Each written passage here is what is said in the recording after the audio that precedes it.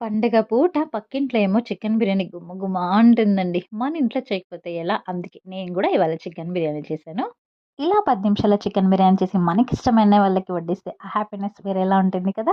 అయితే ఎలా ప్రిపేర్ చేశానో చూపిస్తాను రండి. ముందు ఒక గిన్నెలో తగినంత ఆయిల్ వేసుకొని, తర్వాత ఆనియన్స్ కూడా వేసుకొని, తర్వాత అల్లం వెల్లుల్లి పేస్ట్ ఏసుకొని, తర్వాత మసాలా దినుసులు కూడా వేసేసుకొని, 4 పచ్చిమిరపకాయలు కూడా వేసేసుకున్నాక, టమాటాలు మిక్సీ పట్టుకొని వేసేసుకుందాం.